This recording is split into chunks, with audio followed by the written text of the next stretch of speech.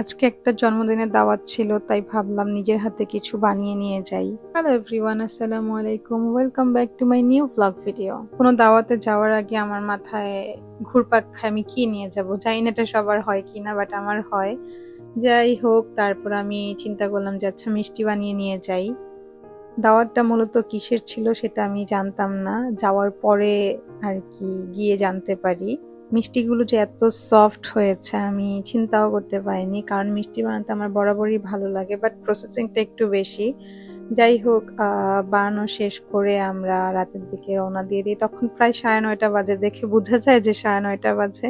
আমার বরাবরই সামার খুব ভালো লাগে, এই সময় দিনটা অনেক বড় থাকে, সন্ধ্যা অনেক দেরিতে হয়। আর উইন্টারের সময় পুরাই উল্টা, 2:30 থেকে 3টা বা 3:30টার মধ্যেই রাত হয়ে যায়, তখন খুবই বিরক্ত লাগে।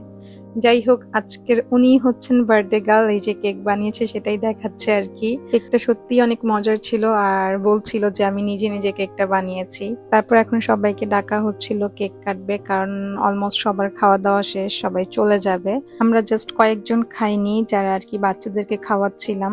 তখন অলমোস্ট টেবিলের অনেক কিছুই শেষ পর্যায়ে, আমি তখন এর ভিডিওটাই নিচ্ছিলাম। আরো অনেক আইটেম ছিল যেগুলোর ভিডিও আমি নিতে পারিনি। বিদেশে থাকলেও এরকম ছোট ছোট আয়োজনগুলো মনটা একদম ভালো করে দেয়। তো আজকের ব্লগটা এখানেই শেষ করছি, সবাই ভালো থাকবেন, আল্লাহ হাফেজ।